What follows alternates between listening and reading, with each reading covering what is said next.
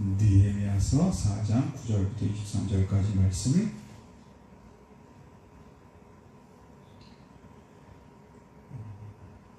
(731페이지) 4장 9절부터 제가 천천히 읽도록 하겠습니다. 여러분 눈으로 따라 읽으시기 바랍니다.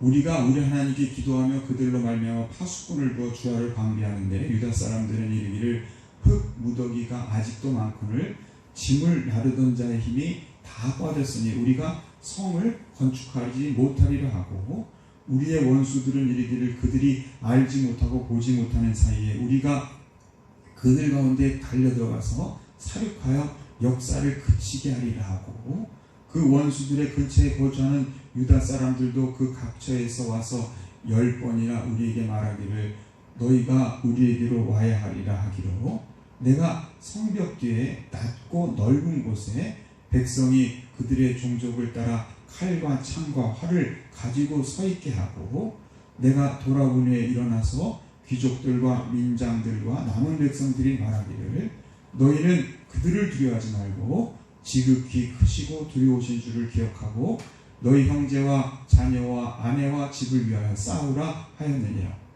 우리의 대적이 우리가 그들의 의도를 눈치챘다 함을 들으니라. 하나님이 그들의 꾀를 패하셨으므로 우리가 다 성에 돌아와 각각 일하였는데, 그때로부터 내수와 사람들의 절반은 일하고 절반은 갑옷을 입고 창과 방패와 활을 가졌고, 민장은 유다 온 족속의 뒤에 있었으며 성을 건축하던 자들과 짐을 나르는 자들은 다 각각 한 손으로 일하며 한 손에는 병기를 잡았는데, 건축하는 자는 각각 허리에 칼을 차고 건축하며 나팔 부는 자는 내 곁에 섰었느니라. 아멘. 자, 우리가 오늘 말씀은 느헤미야 4장의 두 번째 시간입니다. 느헤미야 4장의 내용은 이런 것이죠. 이제 성벽이 거의 절반, 그러니까 전체가 둘러가면서 절반 정도가 올라간 거예요. 그러니까 절반이 올라가니까 주위에 있던 그 말로만 공박하던 이 사내니까 도비아라는 일당이 이제는 우리가 들어가서 거기를 아주 허물리라, 그런 얘기가 이제 떠돌기 시작합니다. 그래서 느헤미야가 이제는 기도만 하는 것이 아니라 오늘 말씀에 보면 4장 9절 우리 함께 했습니다. 4장 9절입니다. 우리가 우리 하나님께 못하며 기도하며 그들로 말미암아 무엇을 두어? 파수꾼을 두어 주하려 방배하였다. 일하며 지키는 거죠. 두 개 다 하는 거예요. 그 얘기가 이제 뒤에 나옵니다. 근데 문제는 이렇게 외적들이 와서 공격하겠다는 얘기를 들으니까 유다 사람들이 지금 두려워하는 거예요. 10절 이하에 보면 이런 거예요. 우리가 지금 아직도 흙더미 반밖에 안 했잖아요. 지금 반이 남았는데 지금 그걸 다 하려고 하면 다 힘이 빠진 거예요. 지쳤죠. 많이 지쳤죠. 그러니까 우리가 성을 건축하지 못하리라. 이제 그 원수들이 더군다나 와서 우리를 사륙하고 이 역사를 그치게 하리라 하는 거에 떨고 있는 거예요. 떨고 있는 거예요. 특별히 또 그 원수들 근처에 거주하는 유대 백성들은 더 두려워합니다. 왜요? 침묵을 하면 자기 지역부터 먼저 공격을 할 테니까. 그러니까 10번이나 우리에게 와서 말하기를, 이게 뭐 계속 얘기하는 거예요. 제발 여기 좀 방비해달라고. 여기가 제일 도비아와 산발란이 이쪽으로 올 거니까 여기를 방비해달라고 얘기를 하는 거예요. 너희가 우리와 와야 하리라, 이렇게 얘기합니다. 그래서 이제 느헤미야가 기도하면서 지혜를 얻죠. 낮고 넓은 곳에 백성들의 종족을 따라 칼과 창과 활을 가지고 서 있게 합니다. 그리고 이제 얘기하기를 내가 돌아온 후 일어나 귀족과 들과 민장들과 남은 백성들에게 말하기를, 우리 여기 함께 너희는부터 우리 함께 했습니다. 너희는 그들을 두려워하지 말고 지극히 크시고 두려우신 하나님을 기억하고, 그 사람들을 두려워할 게 아니라 하나님을 두려워, 하나님만 두려워하면 그들을 이길 수 있다는 거예요, 여러분. 그러면서 뒤에 보면 모든 내용이 뭡니까? 일하면서 한쪽에는 한 손에는 일을 하고 한 손으로 뭘 잡고 있어요? 병기를 잡고 있고, 또 나팔 부는 사람들을 곳곳에 배치하고 있어가지고 만약에 그쪽으로 침입을 해오면 나팔 부는 그 소리를 20절에 보면 나팔 소리가 듣거든 그리로 모여라, 이렇게 모여서 함께 싸우면 된다. 그래서 하나하나 준비하면서 이제 오직하면 물을 기르러 갈 때에도 각각 병기를 잡고 움직이는, 늘 정말 모든 것을 준비하는, 예비하는 그런 삶을 살았음을 얘기하고 있다는 거예요. 자, 외적 시련을 어떻게 극복했는가? 우리 인생 속에 여러분들 외적인 시련이 있죠. 이제 5장은 내적인 시련입니다. 외적인 시련을 이기고 났더니 아까도 얘기했듯이 그 내부에서 이제 분란이 일어나는 거예요. 그 공격해오는 그 지역에 있는 사람들이 더 두렵잖아요. 그러니까 우리는 어떡합니까? 막 그러고. 또 힘이 빠졌으니까 이걸 언제 다 하냐고. 이렇게 내부에서 불평이 있지만 그걸 이겼는데, 이제 5장 가면 내적 시련을 이기는 방법이 있는데, 오늘은 어제와 지난 주간과 오늘은 외적 시련에 대한 이야기입니다. 무엇보다 우리 그리스도인들의 믿음의 지처는 무엇을 해야 합니까? 기도해야 된다는 거예요. 우리가 지난 시간에 4장 4절 5절 우리 함께 했습니다. 우리 하나님이여 들으시옵소서, 우리가 업신여김을 당하나이다. 처음에는 그 대적들은 이런 생각을 했어요. 아, 저것들 아무것도 아니네. 저거 지어봐야 저기 여우가 올라가도 무너질 거야. 이렇게 비웃으면 그 비웃음에 대해서 대응할 것이다. 그래서 이제 감정 싸움이 될 것이다. 그렇게 생각했는데 느헤미야는 전혀 대응하지 않았어요. 그리고 하나님께 못했어요? 기도했어요. 우리가 종종 하나님의 얘기를 할 때 실수하는 경우가 있습니다. 아니, 하나님 일뿐 아니라 모든 일 속에 실수하는 경우가 뭐냐, 하나님의 뜻대로 못하는 경우가 뭐냐면, 모든 일을 할 때 반대자와 논쟁을 하고 감정 싸움을 하고 그러면서 시간을 소모하는 경우가 너무 많다는 거예요. 한 번 더, 시시비비의 원리가 아니라 무슨 원리로 살아가나? 은혜의 원리. 여러분, 이건 그리스도인들이 꼭 기억해야 합니다.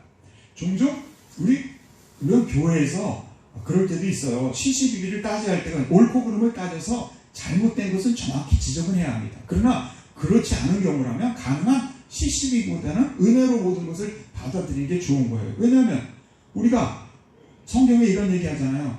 우리가 남을 시시비비를 걸고 남을 헤아리면 하나님도 우리를 헤아리리라 말씀하고. 여러분, 우리가 남을 헤아리는 게 더 무서워요? 하나님이 나를 헤아리는 게 무서워요? 하나님이 나를 헤아리면요, 그건 뭐 방법이 없는 겁니다. 우리가 무슨 남을 시시비비할 게 뭐 있어요? 물론 정말 잘못했을 때는 그것 원리를 따져야지만 은혜의 원리. 여러분, 아무것도 염려하지 말고 오직 모든 일을 기도와 간구로 너희 구할 것을 감사함으로 하나님께 아뢰라. 조지물 목사님이 이런 얘기했어요. 무릎으로 인생의 싸움을 싸우는 것을 배우지 못한 사람은 아직도 기독교 신앙의 ABC도 모르는 사람이다. 그렇죠? 왜 야곱이 이스라엘이 됐습니까? 이스라엘입니까? 이스라엘이라는 게 하나님과 싸워 이겼다는 뜻이라기보다는 전 이런 생각.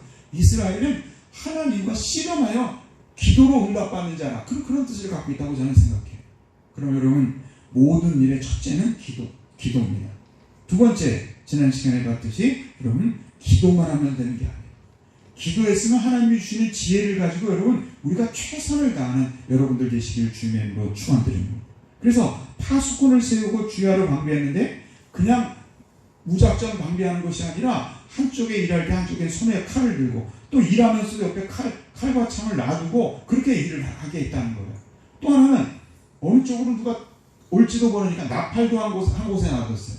왜냐하면 여러분, 그쪽으로 침입을 하면 여기 왔다고 소리를 지른다고 들리지 않잖아요. 그러면 그곳에서 나팔을 누르면 나팔 소리를 갖고 거기에 지금 나팔 소리도 정했겠죠. 한 번 불면 어떤 거고 두 번 불면 어떤 거고 뭐 이렇게 아래 위로 불면 무슨 뜻이라는 걸 서로 설명해가지고 뭐 모이게 하는 아주 지혜롭게 밤에는 파수하고 낮에는 일하는 그 얘기가 계속 오직하면 물을 길러 갈 때도 병기를 잡고 갔다 이렇게 얘기하고 있다는 거예요. 늘 대처하는 믿음의 모습이라는 거예요. 자, 오늘은 두 가지 원리를 좀 배웠으면 해요. 자, 기도하고 최선을 다하는 것도 중요한데 또 하나 중요한 게 있어요. 뭐가 돼야 돼요? 하나가 돼야 합니다. 하나님의 일을 할 때 이 하나가 된다는 것이 정말 교회는 특히 그렇습니다. 대개 어떤 모임들을 보면 그 공동체의 특징은 뭐냐면 그 공동체가 모이는 사람들은 대개 성향이 같거나 어떤 목적이 같은 사람들이 많아요. 그러니까 뭐 학식이나 뭐 재력이나 그런 것들이 비슷한 사람끼리 모여서 어떤 모임을 갖습니다. 근데 교회는요, 그럼 비슷한 사람이에요? 전혀 다른 사람이에요? 교회는 빈부의 격차도 엄청나고 학식의 수도 엄청나고 모든 일이 다 다른 사람들이에요. 그렇죠? 근데 거기서 여러분 하나 되지 못한다면 그것은 교회가 아닌 것이죠. 오늘 말씀에 보면 4장 6절에 보면 이렇게 되어 있어요. 우리가 성을 건축하여 전부가 연결되고 높이가 절반에 이르렀다. 거의 절반을 했다는 것이죠. 이는 한번 백성이 마음 들여 일을 하였습니다. 마음 들여, 중요한 단어예요. 마음을 들여 일을 했대요. 그냥 일한 게 아니라 마음을 들여 한 마음으로 일했다는 것이죠. 한 마음이 돼서 일했다는 거예요. 여러분 교회 일도 이렇지 않습니까? 마음을 들여, 우리 마음을 다 드려야 되잖아요. 근데 다른 마음, 틀린 마음이 되어서는 안 돼요. 저 사람하고 나하고는 마음이 안 맞으니까 다른 마음이 아니에요. 예수 그리스도를 사랑하는 한 마음으로 우리가 하나 돼 주님의 일을 해야 된다는 거예요. 문자적으로 역사할 마음이 있었다. 자발적이고 헌신적인 마음으로 하나님의 일을 감당하고 있음을 기억하시기를 바랍니다. 여러분 하나됨이 얼마나 중요한지 예수님의 고별 기도의 주제가 바로 하나됨이었었어요. 예수님이 이제 제자들과 고별을 하면서 제자들만 이 땅에 남겨놓고는 걱정되는 것 한 가지가 있었어요. 저들이 뭐가 돼야 돼요? 믿음 안에 하나가 돼야 된다는 거예요. 몇 번이나 반복하는지 모릅니다. 요한복음 17장 11절 나는 세상에 너 있지 아니하나 저희는 세상에 있사옵고 나는 아버지께로 가오나니 거룩하신 아버지여 내게 주신 아버지의 이름으로 저희를 못하사 보존하사 우리와 함께 저희도 뭐가 되게 하소서 하나가 되게 하소서. 11장 21절도 우리 함께 했습니다. 아버지께서 내 안에 내가 아버지 안에 있는 것 같이 저희도 다 하나가 되어 우리 안에 있게 하사 세상으로 아버지께서 나를 보내신 것을 믿게 하옵소서. 이게 중요한 거예요. 우리가 하나 될 때 세상이 저 사람들이 정말 하나님을 믿는 공동체구나 알게 된다는 거예요. 여러분 밖에 사람들이 보는데 마음이 다 달라. 교회에 있는 성도 다른 말하는 게 다 틀리고 마음이 달라. 여러분 그게 어떻게 아버지 앞에 하나가 될 수 있겠습니까? 17장 22절에 보면 또 이렇게 얘기합니다. 내게 주신 영광을 내가 저에게 주었사오니 이는 우리가 하나님과 아버지가 예수님의 하나 된 것 같이 저희도 뭐가 되게 하소서? 하나가 되게 하소서. 교회는 하나 되게 하는데 모두 하나가 돼야 돼요. 종종 너무 비판적이고 하다 보면 교회를 자꾸 분열시키는 마음이 우리 속에 있습니다. 비판 틀린 건 아닙니다. 그러나 그것이 불평이 되어서는 안 돼요. 비판이란 좋은 건설적으로 나가고자 하는 비판이 가능해도 여러분 그냥 비판만 하고 끝나고 그걸 통해서 교회가 깨어진다면 여러분 왜 하나님이 기뻐하는 것이 아니라는 거예요. 요한복음 17장 23절도 뭘 써야 됩니까? 곧 내가 저희 안에 아버지께서 내 안에 계셔 저희로 온전함을 이루어 하나가 되게 하려 함은 아버지께서 나를 보내신 것과 나를 사랑하신 것 같이 저희도 사랑하신 것을 세상에 알게 하려 함이로써이다. 여러분 세상이란 말이 여기 반복되고 있는 걸 보세요. 세상이 교회를 바라볼 때 우리의 하나됨을 바라보고 있다는 거예요. 하나되는 모습을 보고 그들은 저들이 그러니까 하나님을 믿는구나 이렇게 깨닫기 때문에 교회는 하나 돼야 한다는 거예요. 그러나 요즘 한국 교회가 어떻습니까? 너무 찢어지고 있어요. 너무 갈라지고 있어요. 한번 따라해요. 다름과 틀림. 여러분 이거 분명히 하셔야 합니다. 여러분 다름을 인정하는 사람은 하나 될 수 있어요. 근데 상대방을 틀리다 하는 사람은 하나 될 수 있어요? 없어요? 없습니다. 여러분 사실은요 세상에는 틀린 것은 없어요. 나와 생각이 다를 뿐이지 그건 틀린 게 아니에요. 여러분 어떤 모임에 가서 여러분들이 대화를 하는데 상대방이 어떤 얘기를 합니다. 나와 틀린 거예요? 나와 다른 거예요? 그 사람이 틀린 겁니까? 나와 다른 겁니까? 다른 걸 뿐이에요, 여러분. 그리고 설사 내가 그 사람이 여기가 틀렸다고 생각해도 거기서는 다르다고 표현해야 돼요. 그럴 때 대화가 되는 겁니다. 여러분 한번 보세요. 여러분들이 어떤 얘기를 했어요. 근데 어떤 사람이 이거 틀렸어요. 그리고 자기 얘기를 했다고 화나요 안 나요? 그럼 감정 싸움이 됩니다. 이게 우리 한국은요, 우리나라는 민주주의 교육이 잘 안 돼 있어. 대화 교육이 안 돼 있다 보니까 감정 싸움이 시작되면 그 다음부터는 시시비비가 가려지질 않아. 오직 하면 시시비비가 시비 건다는 말로 얘기하잖아요. 그러니까 우리가, 저는 늘 회의를 할 때마다 하나님께 지혜를 달라고 하면서 기도하는 게 그래요. 상대방이 얘기가 틀리다 하더라도, 내가 생각해 틀리다 하더라도 표현할 때는 옳습니다. 옳습니다도 들어가요. 그런데 이런 의미에서 저는 이렇게 생각합니다. 그러면 상대방이 마음을 열고 제 이야기를 듣습니다. 그리고 호응해주고 나중에 서로 근접한 얘기가 나올 수 있다는 거예요. 여러분, 결코 우리는 틀릴 수가 없는 거예요.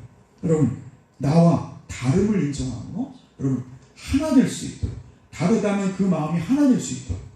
저는 지금도 기억나는 그 아름다운 마을 공동체라는 곳이 있어요. 그때 한번 견학을 갔는데 거기는 모든 일을 만장일치로 결정을 합니다. 어떤 이야기, 뭐 여기 그 화장실을 이제 짓는다든가 그럴 때 있잖아요. 만장일치가 아니면 결정 안 하는 거예요. 어떤 그 공동체가 이제 수유에 있었는데 농촌에다가 이제 농장을 만들자 얘기할 때도 그 하는데, 그러다가 이 만장일치가 안 될 때가 있죠. 서로 얘기하다 보면. 그러면 어떻게 하는지 아십니까? 무조건 그때부터 금식 기도 주간을 설정합니다. 뭐 일주일이든 2주일이든 금식 기도를 하는 거예요. 그리고 금식 기도를 하면서 시간이 지나면 서로가 서로를 이제 이해하고, 그리고 나중에 어떨 때는 한 달 정도 걸리면 웬만한 것은 다 만장일치로 통과되더라는 거예요. 그러면 우리가 남이 틀린 게 아니라 다르다는 것을 인정하고 서로 접근해가면 좋은 방법을 생각할 수 있는 게 이게 인류 공동체인데, 교회가 이렇지 못한 경우가 얼마나 많은지 몰라요. 마지막으로 여러분, 가장 중요한 겁니다. 지금 기도 최선을 다하고 하나된 보다 정말 중요한 겁니다. 저는 이것이 정말 중요하다고 생각해요. 여러분, 믿음의 대처에 있어서 가장 중요한 건 한 번 더, 하나님을 경외하는 마음을 회복하라. 아니, 이것은 지금 한국교회가 회복할 겁니다. 여러분, 우리는 요즘 경외라는 말을 잘 써요, 안 써요? 잘 안 쓰죠? 잘 안 쓰죠, 이거? 근데 여러분, 이게 지금 회복돼야 할 겁니다. 요즘 제가 느끼는 게, 크고 두려우신 하나님만을 두려워할 줄 알아야 돼요. 자, 14절에 결론과 같이 느헤미야가 이스라엘 백성들을 향해 이런 얘기를 합니다. 이게 하나님이 주신 거예요. 우리 14절 여기 나와 있는 거 우리 함께 했습니다. 너희는 저희를 못하지 말고, 저희가 누굴까요? 도비아와 산발락과 있는 그 사람뿐 아니라 내부 분열에 있는 사람들, 또 미래의 어떤 그 물자의 부분 분열, 이게 세상적인 거 다 두려워하지 말고 두려우신 주를 기억하라. 주님만 두려워하라는 거예요.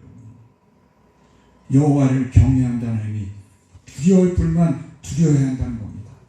잠언 29장 25절에 보면 이렇게 되어 있어요. 우리 함께 있습니다. 사람을 두려워하면 올무에 걸리게 되거니와 여호와를 의지하는 자, 즉 두려워하며 경외하는 자는 못하리라 안전하리라. 전 믿습니다. 여러분, 우리가 사람을 두려워하면요, 그 올무에 빠집니다.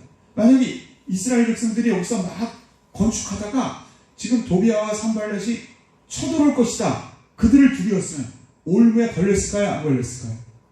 이미 올무에 걸린 거예요. 생각 자체가 이미 이제 큰일 났네, 죽었네.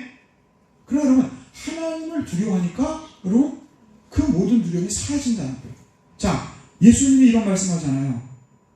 마태복음 10장 28절. 이게 여호와만을 두려워하라는 거예요, 여러분. 쓸데없는 거 두려워하지 말라는 거예요. 자, 함께 있습니다. 몸은 죽여도 영혼은 능히 죽이지 못하는 자들을 두려워하지 말라. 이게 누굽니까? 사단 마귀도 영혼을 능히 죽일 수 없는 거야. 몸은 죽일지 몰라도 진짜 두려움은 오직, 우리 함께 있습니다. 몸과 영혼을 능히 지옥에 멸할 수 있는 일을 두려워하라. 누구의? 하나님만을 두려워하는 거예요, 여러분. 여러분, 요즘 현대의학이 얘기하는 게 뭡니까? 만병의 근원이 스트레스라고 그러죠. 만병의 근원이 두려움입니다. 그렇죠? 어떤 일의 두려움이 우리의 만병의 근원이, 이게 스트레스 아닙니까? 두려움입니다. 스트레스입니다.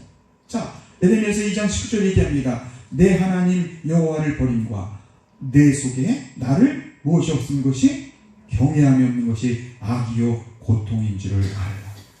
하나님을 두려워하는 마음이 없으면 우리는 그때부터 악이 싹트고 고통이 싹튼다는 거예요.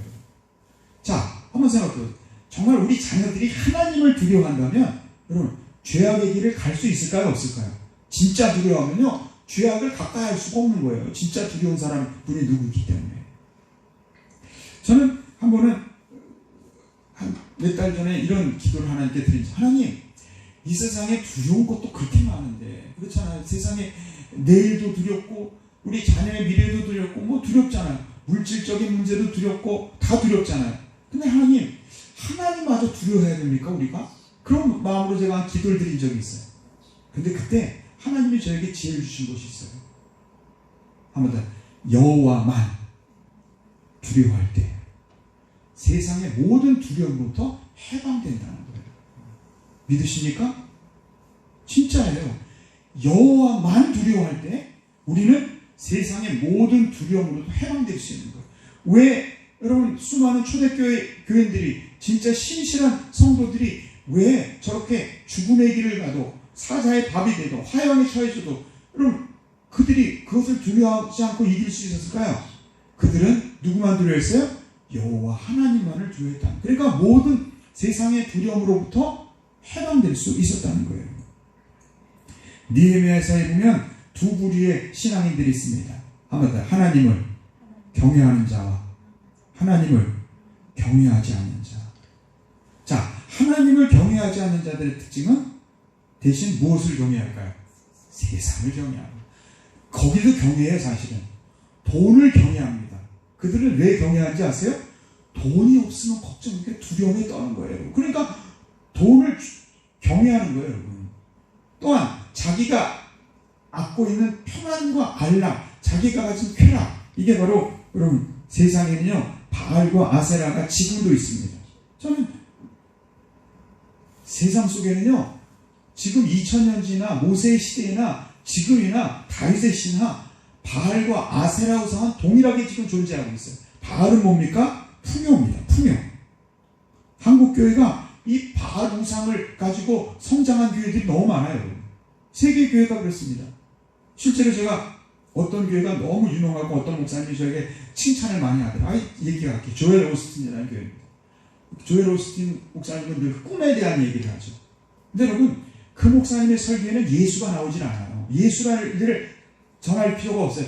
예수를 얘기하지 않고 세상의 평안과 축복만 얘기해도요 수만 명, 수십만 명이 모이고 책 하나가 그냥 베스트셀러로 수만 권이 팔립니다. 수백만 권이 세계에 팔립니다. 근데 여러분 제가 한번 일부러 그 저녁에 이제 우리 기독교 방송에서 한 적이 있어요. 그걸 들은 적이 있어요. 몇 번 들었어요. 예수는 예자도 나오지 않습니다. 왜 안 나오는지 아세요? 예수님을 얘기하면 고난을 얘기해야 되거든요. 고난을 얘기하면 거기 청중들이 싫어해요. 그냥 듣고 행복하고 풍요롭고 아세라 쾌락입니다. 세상의 쾌락을 다 느끼면서 살아가는. 그러니까 거기는 전부 그렇게 모여있는 사람들이에요. 제가 오직하면 어느 목사님이 저에게 그 책을 주면서 꼭 읽어보라서 제가 5번 읽다가 포기해버렸어요. 그 책은요 제가 정확히 얘기합니다. 그것은 예수님의 마음이 아닌 거예요. 그건 바알과 아세라 우상을 섬기는 사람들의 모임인 거예요. 제가 그래서 아시죠? 100주년 교회 이재철 목사님, 제가 그분을 만나 뵀을 때 이런 말씀을 드립니다. 목사님 같은 분이 제발 이런 책들 이거 잘못된 책이라고 얘기해 주셔야 분별하지요. 이걸 누가 분별합니까? 이재철 목사님이 이제 요즘 이제 돌아가실 때가 지금 돌아가시가 됐는지 지금 그 몇 년 전부터 잘못된 것은 이건 예수의 정신이 아니다고 얘기하고 있어요. 하나님만을 경외해야지 여러분 세상을 경외하는 신앙이 신앙인 것처럼 여러분 이거 정말 주의하셔야 됩니다. 바알과 아세라. 자, 한번 따라해주세요. 두려움을 이기는 법. 누구만을 경외하라? 여호와를 경외하라. 다른 것 기억하지 마세요. 이것만 기억해주세요. 한번 따라 하나님을 경외하면 모든 두려움으로부터 뭐 되는 길이다? 해방되는 길입니다. 아멘?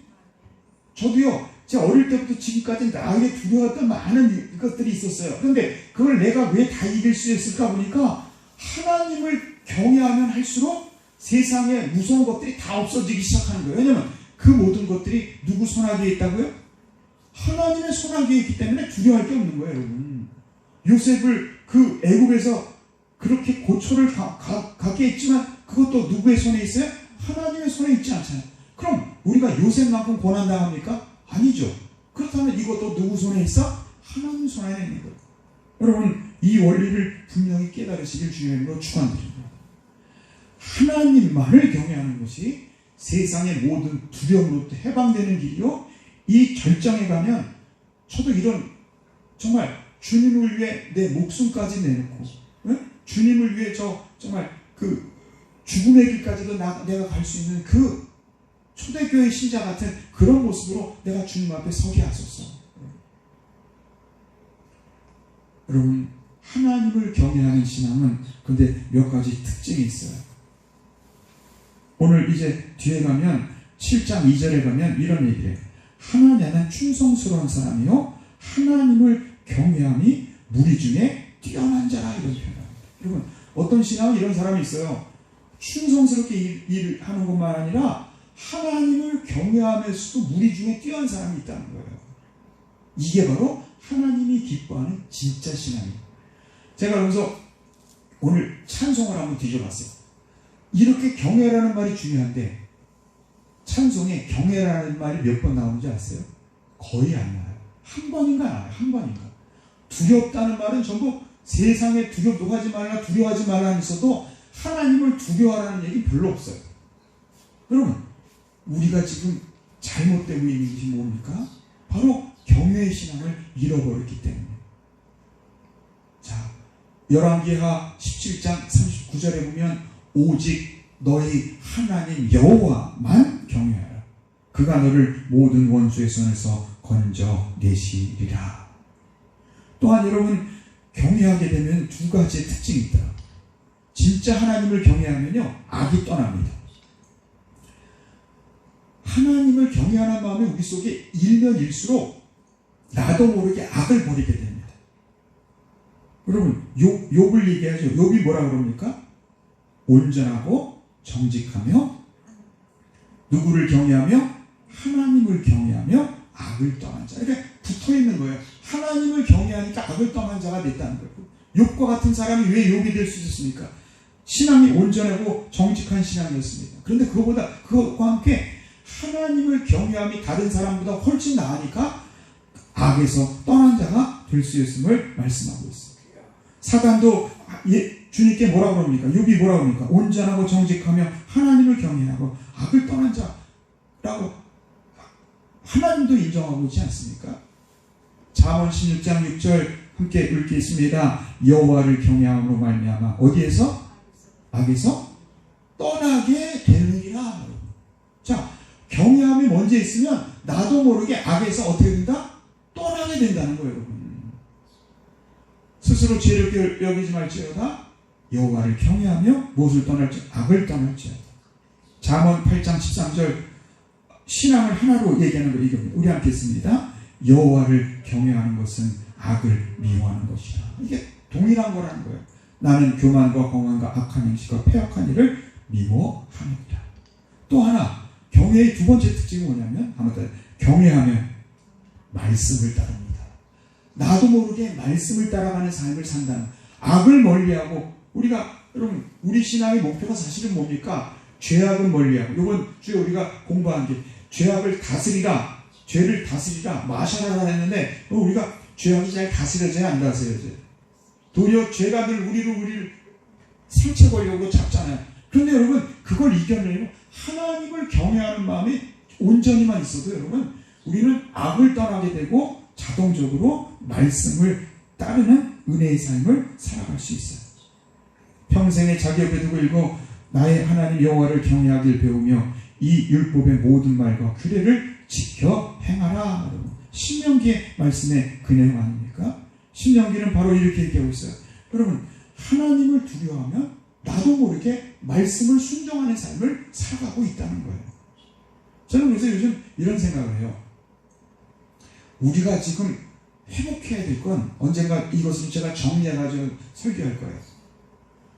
하나님을 경외하는 마음만 제대로만 갖고 살아간다면, 우리 자녀들이 하나님을 경외하는 것만 제대로 회복된다면, 여러분, 다른 문제는 악을 떠나든 말씀을 따라서든 그게 다 함께.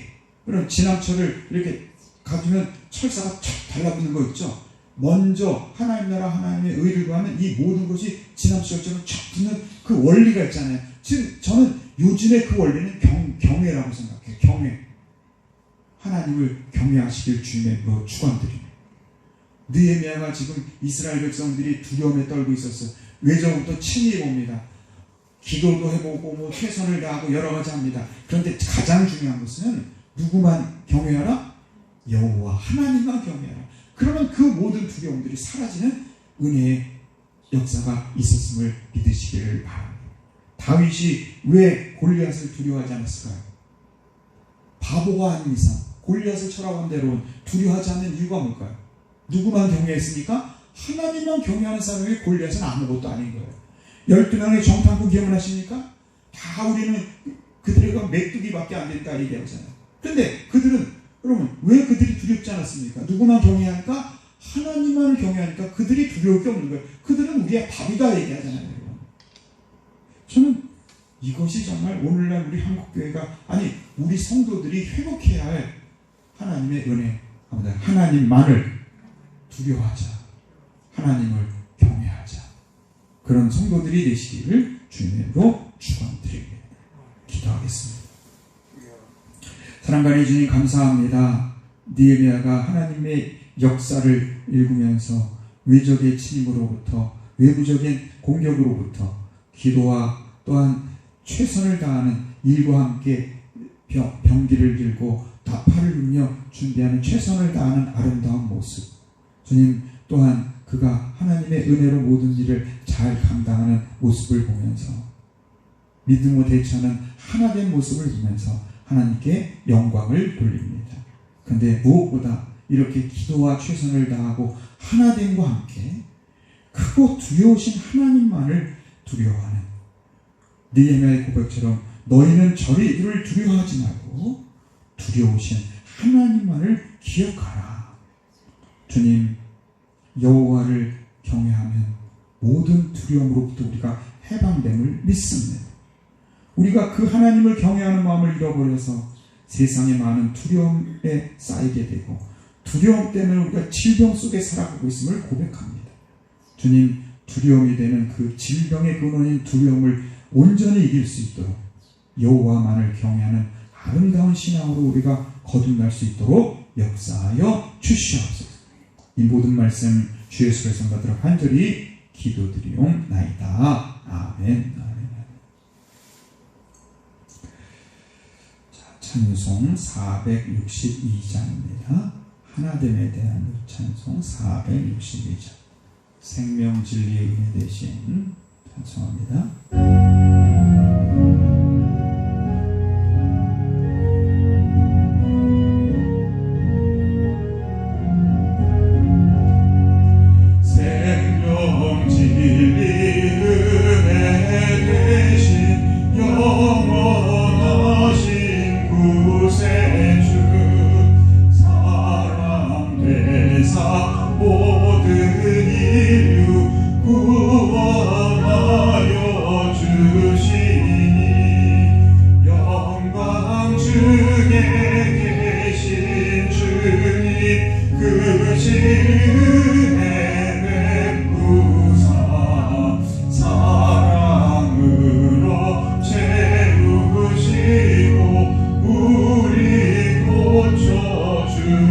주소서 남성이